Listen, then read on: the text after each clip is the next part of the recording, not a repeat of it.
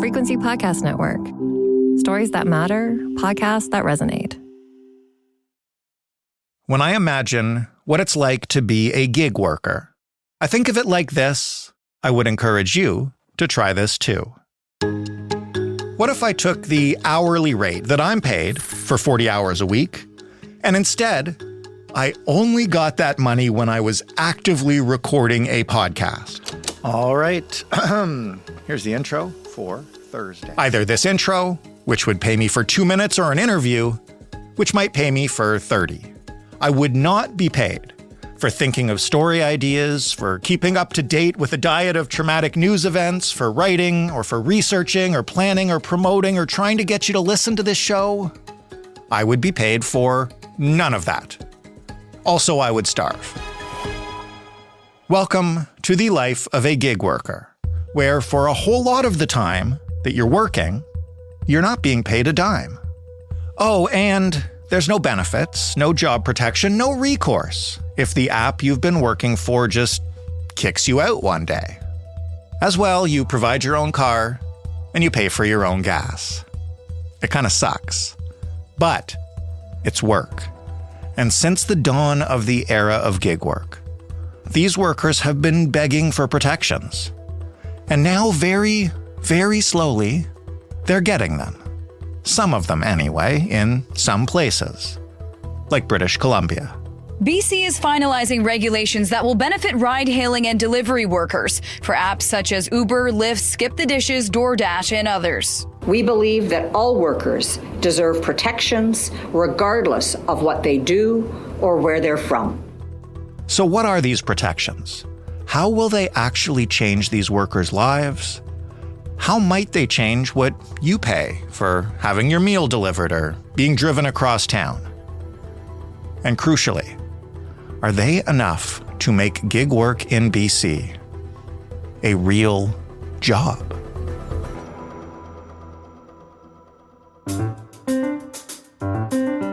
I'm Jordan Heath Rawlings. This is The Big Story. Valerio Stefano is the Canada Research Chair in Innovation in Law and Society at Osgoode Hall Law School at York University. Hey, Valerio. Hey, Jordan. How are you doing? I'm doing great. Why don't we start with what it's like for a gig worker, somebody working for Uber or Lyft or Skip the Dishes. When we talk about labor law, what do these workers miss out on? So they miss out on everything, basically. These workers are classified by their companies as independent contractors. So basically, independent contractors are not employees, are the opposite, theoretically, of employees, and they don't get protection from the law. And the rationale behind that is that they are supposed to be strong enough to be able to bargain without the interference of the law. Of course, this happens for independent contractors that are strong enough, like big shot lawyers, even big shot journalists that are freelancers. But that's nothing that makes sense to associate with gig workers, like with people with like working for Uber or DoorDash or whatever. Those people definitely don't have any bargaining capacity that is in the least equal to the one of the clients. And so they are in dire need of protection, and they don't get the protection from the law. How much can these protections that they mostly don't have vary from, state to state or up here, province to province? So again, for the moment, the law is starting to grasp with these things, and it's always late, as usual, with the law. And so some states and provinces are starting to afford some minimum protection to these workers. We have seen a very good initiative at the other side of the pond in the European Union. A very strong directive on platform work has been approved quite recently. Unfortunately, this side of the pond, nothing as relevant has occurred. And we're really lagging behind in protection and letting these people down. We called you up because we wanted you to help us understand what the government in British Columbia has been doing and what it's doing right now. So maybe just start by explaining how BC has historically been on this, protecting gig workers. I understand last year saw Bill number 48 offer them some protection. Right. So the bill offered some protection. And what has happened now is that they have followed up on the bill, added some additional protection. But this is really not enough. This is basically something that Uber or Lyft themselves may have written for the government. Interesting. And I wouldn't be surprised, actually, if that was indeed the case, that the government used advice from the platforms to write eventually these regulations. What the BC government is going to do is to enact new regulations for these people. And importantly, what they're going to do is not to say these people are employees, so they get all the protections that employees get. No, these people are being ghettoed in a distinct category with some protection, but not all the protection that employees will get. Maybe first explain what they did get last year and what they are getting now, just so we know exactly like the specifics of what we're talking about. Yes. So basically, last year we're talking just about a bill, okay? And now this it has opened a consultation on what people thought about the bill. And eventually now the government is following up with these regulations that will enter in force in September. From September, these workers will get some protection in terms of their compensation. So they will get a minimum wage that is 20% higher than the basic minimum wage. And the reason of this premium is that they're going to be paid by these platforms only for the time they actually spend serving on clients, rather than on the entire time that they are logged on the platform. And this is a crucial difference because people spend a lot of idle time. Imagine with this weather condition or in the winter, okay, you spend a lot of idle time around the streets, wandering around and waiting for Uber or Lyft or whoever to dispatch you somewhere. Well, all the idle time, you're not getting paid, even if Uber and Lyft are using your work because you are at their disposal during that time, right? So they can send you whenever they want, but they don't pay while you wait. So imagine if a waiter in a restaurant wasn't paid for idle time. If the restaurant could say, you know what, it's like the moment you don't talk with patrons or you're not bringing dishes, you're not paid, my friend. This is exactly what this bill is doing. On top of that, they are giving them some protection in terms of suspension of their accounts. In order to terminate their accounts, they are going to have some reasons. And if there is not a just cause for termination, they will get some notice or some compensation. So there's going to be some additional transparency on the destination and the amount of money these people are going to get paid for every ride. So there is some protection, and that's undeniable. But it's also undeniable that this is not nearly enough, and definitely not nearly what normal employees will get. Normal employees are paid for the entire time they spend at the service of their employer. And of course, normal employees get fuel and gas and whatever from their employers. This is nothing of the sort happens for these people. And again, very importantly, these people must be able to unionize. They are eligible to unionization, but it would have been much better for the law to expressly write this black on white. And the law doesn't mention anything about their ability to unionize. And it's quite difficult to unionize a dispersed workforce like Uber drivers or DoorDash riders, even if we know that whenever these people have the possibility of doing that, they do unionize. Why is it so hard? Because imagine you are a union organizer, right? You want to reach out to a workforce. What do you do normally? You go at the gates of a factory, you go at the gates of a warehouse, or you go in any office where these people, workers are, and you can talk to these people. When are you going to meet the Uber drivers? Like they don't gather in a single place. They are by definition scattered around town. And the same goes with the food delivery riders. It's very difficult to reach out to them for union organizing. So this could have been an opportunity to facilitate their unionization process. And this is an entirely missed opportunity from the BC government, which is quite surprising considering that it is a very progressive government. This legislation I have seen heralded as a pretty solid win for gig workers. You are saying it's nowhere near enough. How does it compare to any other states or provinces that have offered this protection?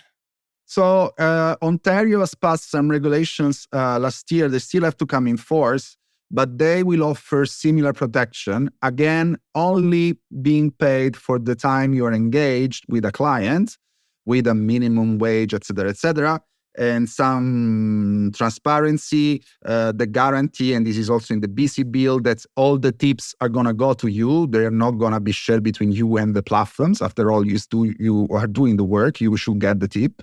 So this is another protection that it's welcome.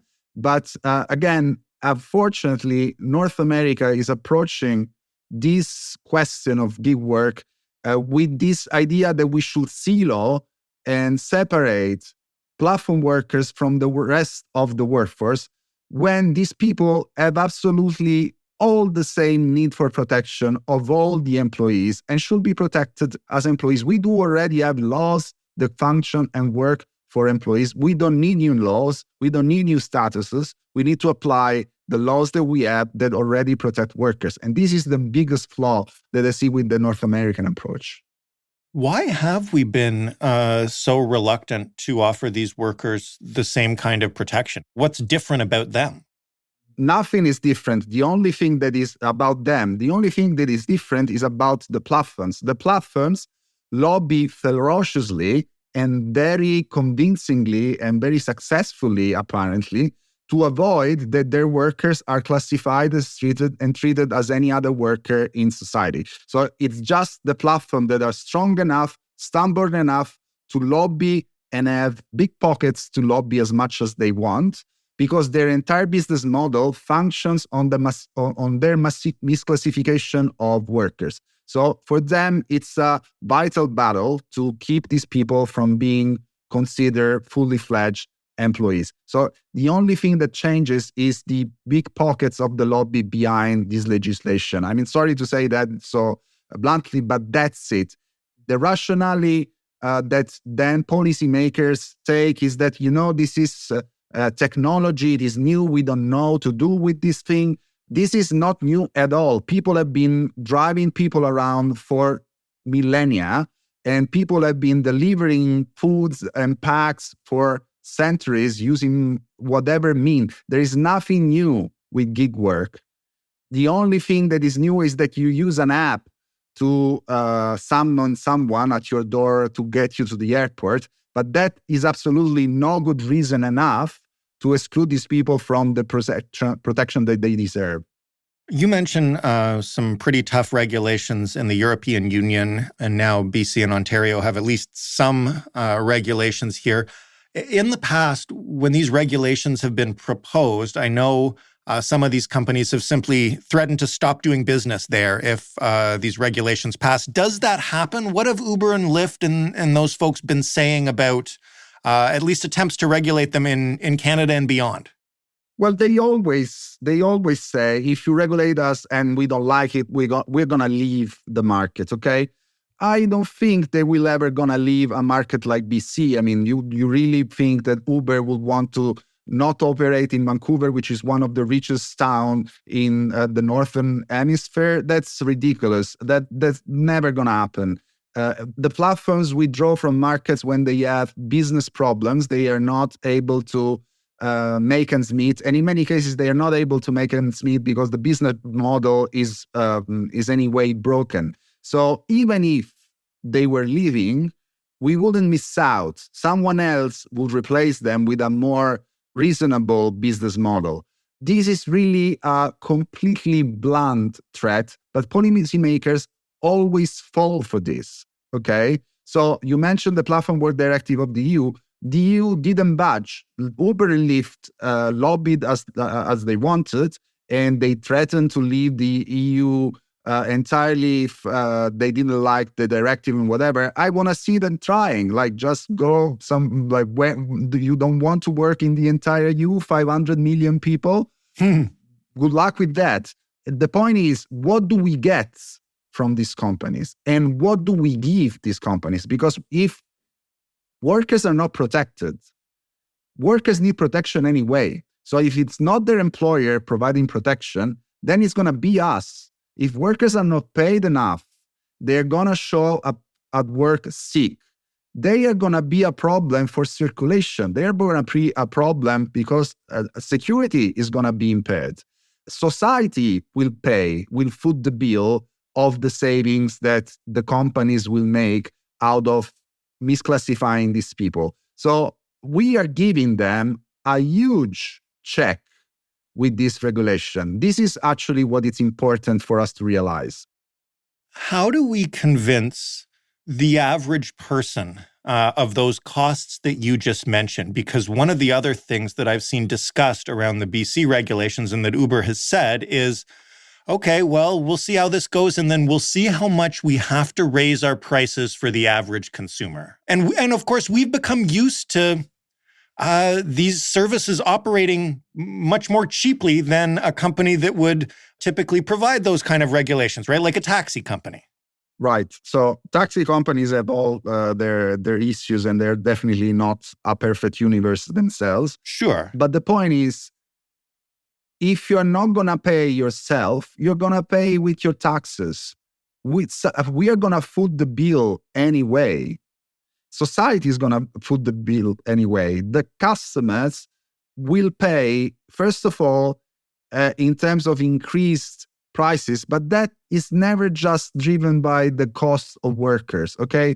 Uber, Lyft, and every of these platforms raise prices at whim whenever they think that they can, okay? If it's raining, you get a higher price. If it's a congested time, it is the same. If you are in a certain part of the town, it is so you don't get any transparency on how much you're paying. So you can never take at face value the costs and costs for customers are going to increase because of the new regulation. Costs for customers are going to increase because Uber and Lyft and the platforms are going to do whatever they want because no one is going to hold them accountable. And that's the reality of it. What could BC do before these regulations come into effect in the fall that could toughen them up?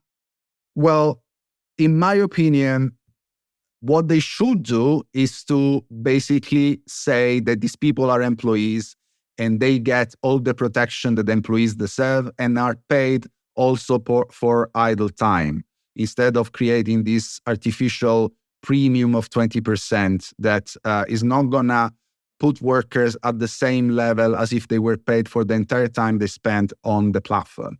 So these will be the best two things that could happen.